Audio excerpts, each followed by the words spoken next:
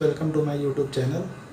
आज हम आप लोगों को कंटिन्यूटी से रिलेटेड क्वेश्चंस को डिस्कस करेंगे जो कि डिफरेंट कॉम्पिटिटिव एग्जामिनेशन के पॉइंट ऑफ व्यू से बहुत ही इंपॉर्टेंट है और मैं सारे एक एक पॉइंट को क्लियर करूंगा और आप लोगों को ये सारी प्रॉब्लम आसानी से समझ में आ जाएंगे। ओके, तो चलिए हम स्टार्ट करते हैं अपने प्रॉब्लम्स को, देखते हैं।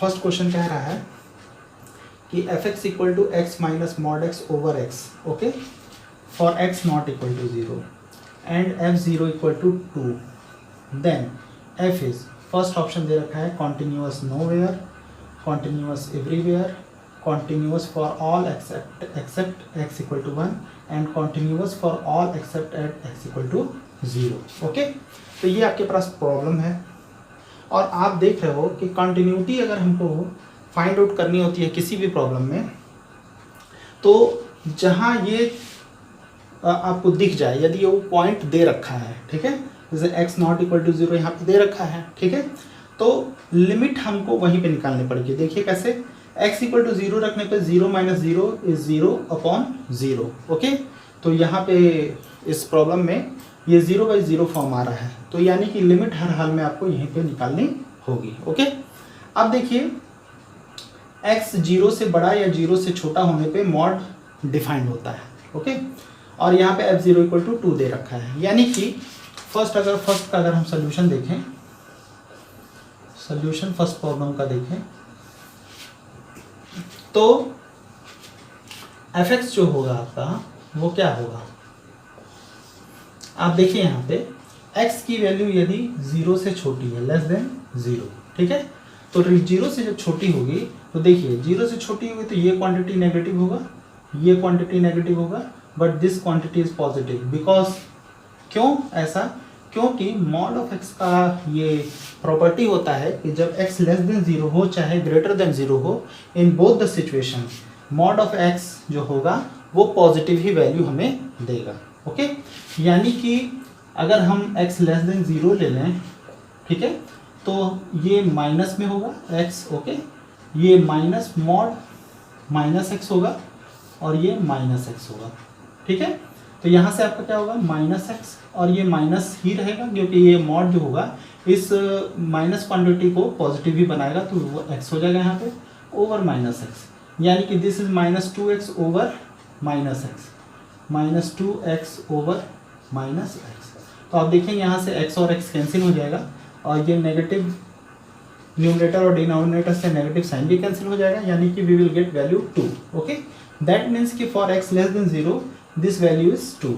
Okay, now for x greater than 0 क्या होगा, ये भी देख लेते हैं। फॉर x ग्रेटर देन 0, तो ग्रेटर देन 0 में तो सभी पॉजिटिव ही होंगे, यानी कि x minus mod x over x है, तो ये प्लस होने की वजह से प्लस लिख लीजिए सब जगह। ओके, तो ये x ही रहेगा, तो x minus x over x, that means 0 over x, यानी कि इसकी वैल्यू क्या आ जाएगी 0, यानी कि for x greater than 0 we get value of the function 0। okay, and at f0 is equal to 2, here it is given function, ये question में given है कि f0 पे वैल्यू क्या है 2 है, तो x इक्वल टू 0 पे वैल्यू क्या है 2।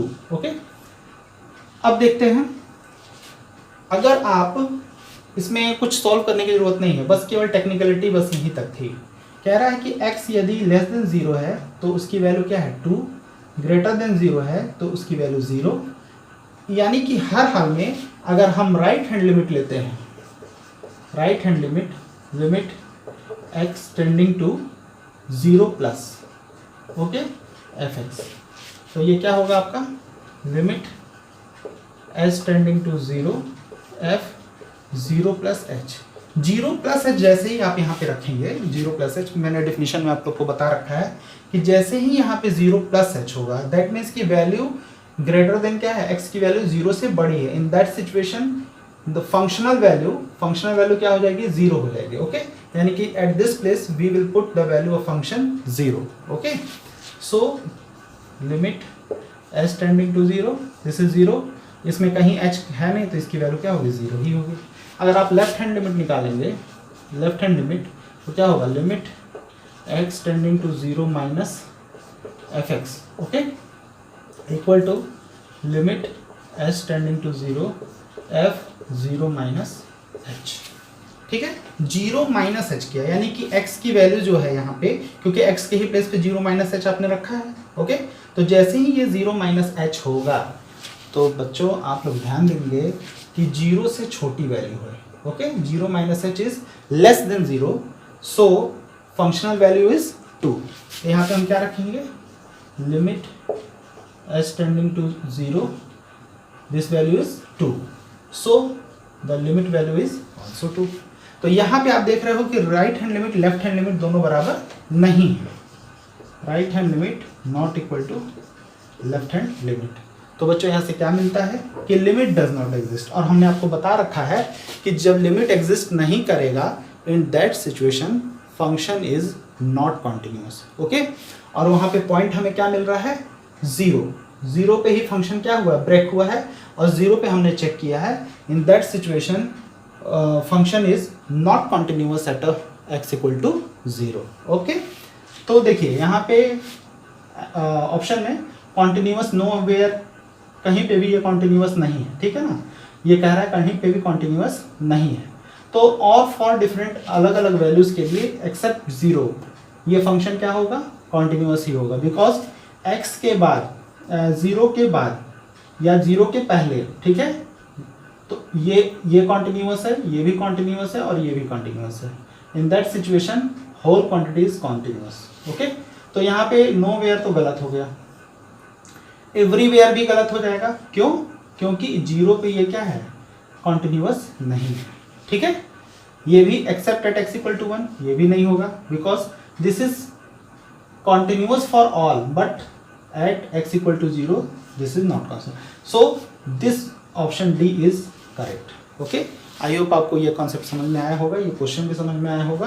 देखिए कितना आसानी से किसी भी प्रॉब्लम को आप लोग टेकल कर सकते हैं, बस बेसिक कॉन्सेप्ट पे आपका पकड़ अच्छा होना चाहिए। ठीक है, बेसिक कॉन्सेप्ट अगर क्लियर है, you don't get any problem for solving question. Okay, now I am going to take second question which is also very good question and very important. Okay,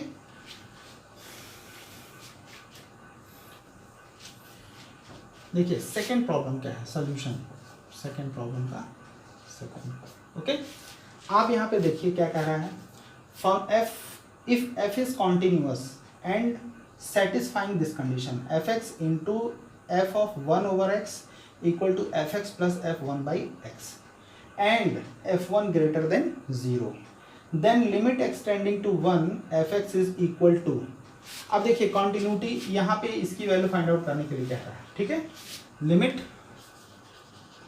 x tending to 1 fx, और हमारे पास क्या concept है, continuous है, function क्या है, continuous है। ठीक है, अगर फंक्शन कॉन्टिन्यूअस है और इसकी वैल्यू फाइंड आउट करने के लिए कह रहा है, दैट मीन्स कि this value must equal to f1 by definition of continuity. Continuity की डिफिनीशन से हम कह सकते हैं कि जब लिमिट एग्जिस्ट करेगा और फंक्शनल वैल्यू के बराबर होगा तो हम कहते हैं कि फंक्शन क्या है, कॉन्टिन्यूअस है। ओके, ये आपके पास हो गया। अब हमारे पास ये कंसेप्ट दिया हुआ है। अब देखिए बच्चों यहाँ पे आप ध्यान देंगे, f1 ग्रेटर देन, f1 कहने का मतलब आपको एक हिंट दे दिया है यहाँ पे कि you will put the value of x equal to 1। Okay, तो गिवन एक्सप्रेशन आपका क्या है, equation fx into f1 by x equal to fx plus f1 by x.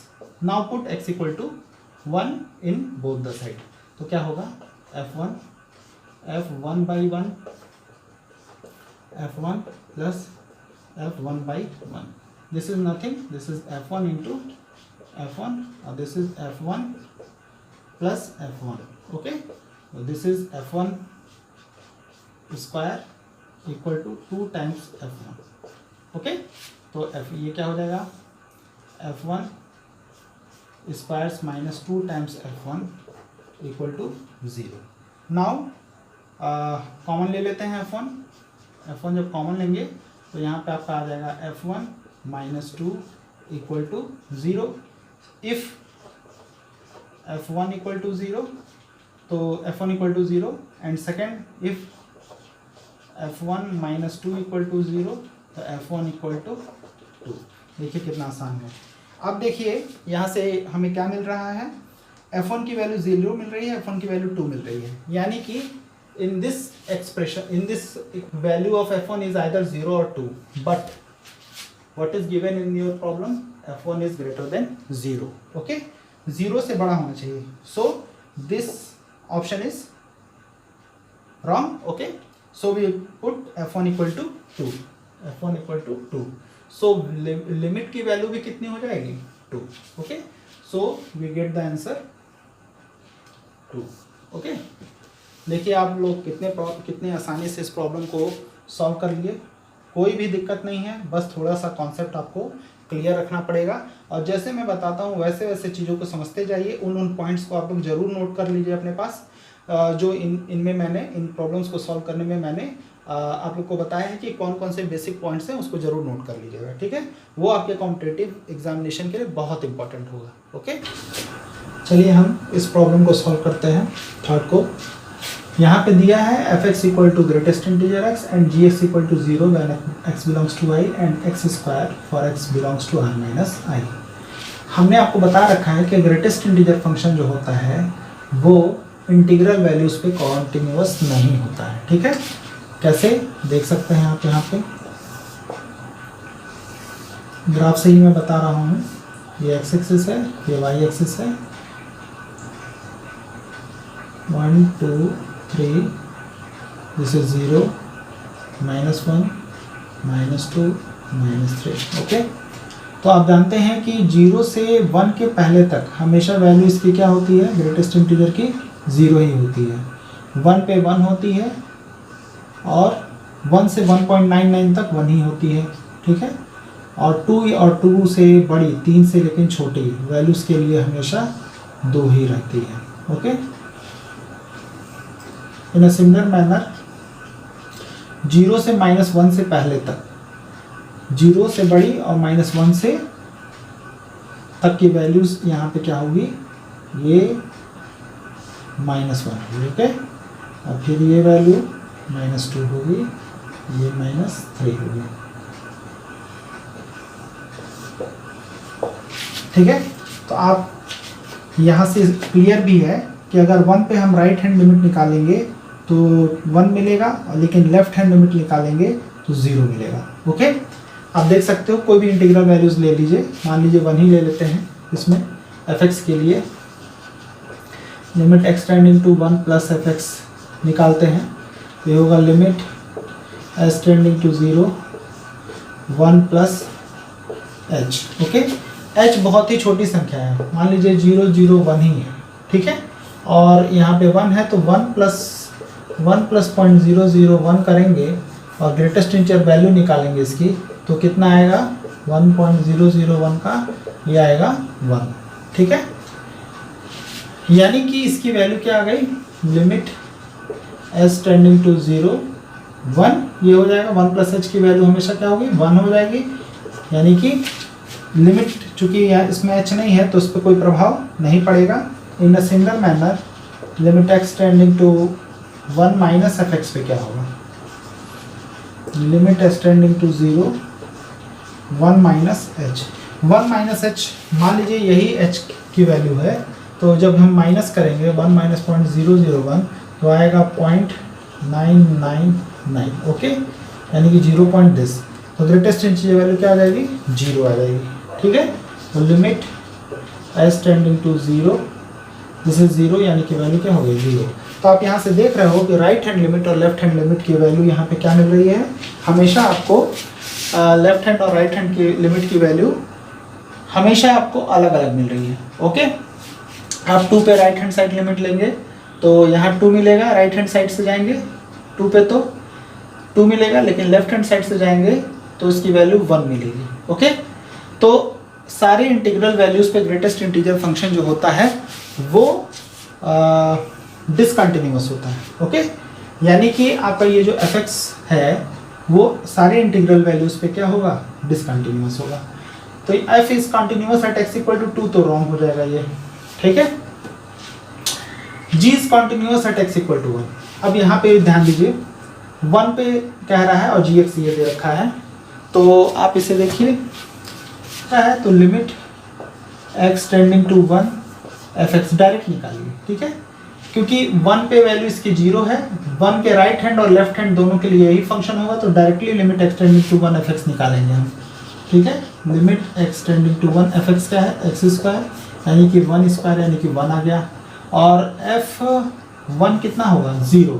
तो आप देख रहे हो कि limit x tending to 1 f x is not equal to f1, hence function is not continuous at x equal to 1, यानी कि x equal to 1 पे ये continuous नहीं होगा। अब बच्चों हमें गॉफ के बारे में ध्यान देना होगा और फॉग के बारे में, कैसे हम निकालते हैं देखते हैं। देखिए गॉफ हमें निकालना है, ठीक है, GOF x, तो इसे हम लिख सकते हैं G ऑफ एफ एक्स, और आप बच्चों जानते हैं एफ एक्स है क्या, ग्रेटेस्ट इंटीजर एक्स है, ठीक है, ग्रेटेस्ट इंटीजर एक्स है, और यहाँ पे जी एक्स डिफाइंड क्या है, ये डिफाइंड है, ठीक है।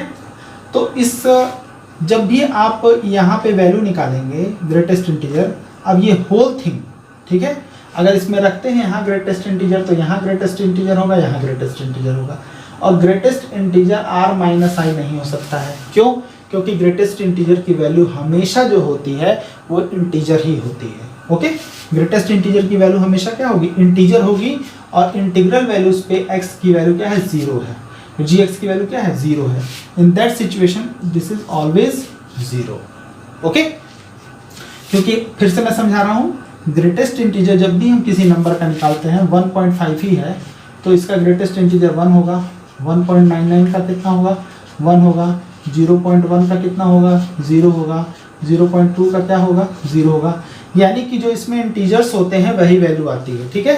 लेकिन नेगेटिव में ऐसा नहीं है, नेगेटिव में क्या है, -1.5 अगर निकालेंगे तो इसकी वैल्यू -1 यानी कि -2 होगी, ठीक है। लेस देन और equal to value less than और इक्वल टू x डिफाइंड होता है। अगर -2.5 हमको निकालना है तो -2 -1 यानी कि -3 होगा, ठीक है। यानी कि in all the situation we will get only integers value, यानी कि this value is always integer, and for integral value of x this function gx is always 0, so we have gx, g greatest integer x is 0 for every x, okay। यहाँ पे gx हमारा क्या हो गया, constant हो गया, और मैंने बता रखा है कि constant function is always continuous, यानी कि गॉफ इज कॉन्टिन्यूस। तो फॉग, आपको फॉग भी चेक कर लीजिए, क्योंकि हम आपको सारे कॉन्सेप्ट को बताने का प्रयास कर रहे हैं, तो फॉग को भी जज कर लेते हैं, ठीक है। अब फॉग के बारे में ध्यान देते हैं, f o g x, okay, f of g x क्या होगा, एफ ऑफ जी एक्स, और जी एक्स क्या है आपका, ये 0x² है, ठीक है। तो यहाँ पे आपका हो जाएगा एफ ऑफ जी एक्स की वैल्यू क्या हो जाएगी, 0 हो जाएगा जब x बिलोंग्स टू i होगा, और यहाँ पे x² हो जाएगा, ठीक है, x² हो जाएगा for x belongs to r minus I, ठीक है। तो आप जानते हो ये इंटीजर्स फंक्शन का आप जब r माइनस आई निकालोगे तो राइट हैंड लिमिट और लेफ्ट हैंड लिमिट की वैल्यू हमेशा क्या आएगी, डिफरेंट आएगी, क्योंकि 1.5 पे 1.1 पे कुछ होगा, लेकिन 0.9 पे उसकी लिमिट की वैल्यू कुछ होगी, ठीक है ना। यानी कि राइट हैंड लिमिट और लेफ्ट हैंड लिमिट अलग अलग होगा, इस वजह से गॉफ जो फंक्शन है वो फॉग जो फंक्शन है वो कंटिन्यूअस नहीं होगा। तो this is your wrong answer, this is also wrong, this is also wrong, option C is correct, okay. I hope आपको ये प्रॉब्लम समझ में आ गया होगा। अब इस फंक्शन को आप चेक कर सकते हो, क्वेश्चन को, x is given here x minus 1 over 1/2 minus x। मैंने आपको बताया था कि limit x tending to 0 1 plus fx over gx, ठीक है। Limit x tending to 0 fx 0 आए, और limit x tending to 0 gx infinity आए। तो लिमिट क्या होता है, लिमिट इसकी वैल्यू क्या होगी, इसकी वैल्यू होगी e to the power limit x tending to 0 fx into gx। हम इसी कॉन्सेप्ट का सहारा लेंगे, ठीक है।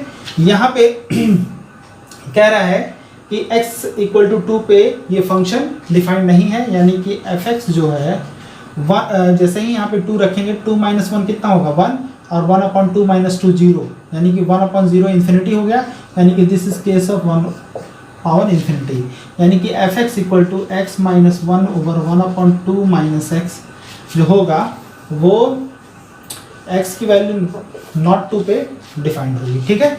2 पे ये फंक्शन डिफाइंड नहीं होगा, ये 1 टू द पावर इन्फिनिटी यानी कि इनडिटर्मिनेट केस आ रहा है, ठीक है। तो इसको हम इस फॉर्म में बनाना चाहेंगे तो 1 हम जोड़ें और 1 सब्ट्रैक्ट करें, तो ये हमारे पास हो जाएगा 1 ऐड किया और 1 सब्ट्रैक्ट किया तो ये -2 हो गया, और 1 माइनस कॉमन ले लें यदि तो x माइनस 2 हो जाएगा, ओके। तो आप यहाँ पे देखिए इसको ऐसे ही लिख दीजिए 2 माइनस एक्स।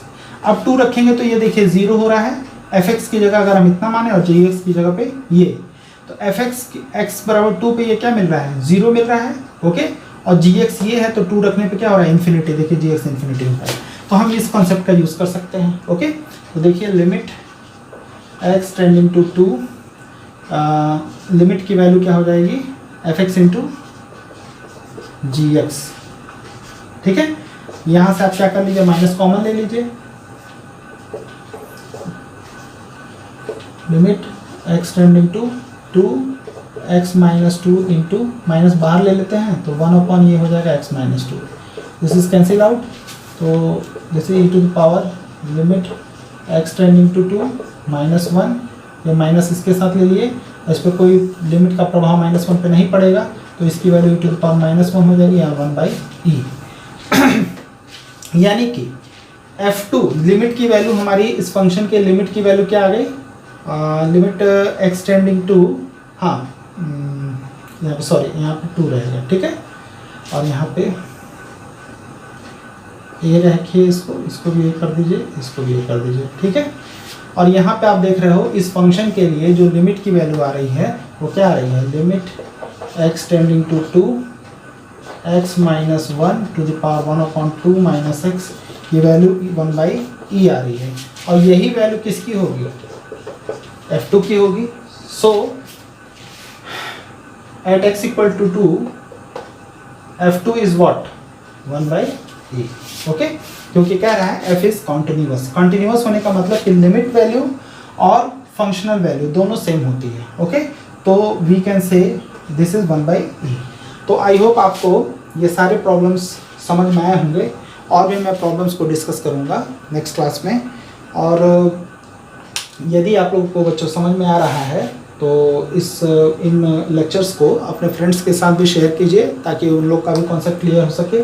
अगर कोई डाउट होता है तो आप मेरे पास मेल कीजिए, मैं आपको वो सारे प्रॉब्लम्स डाउट्स को सॉल्व कर दूंगा, और आप लोगों को वो सारे हम मेल के थ्रू भी आपको वापस कर सकते हैं, या उसके लिए अलग से हम क्लास बना देंगे अगर कोई डाउट होता है तो।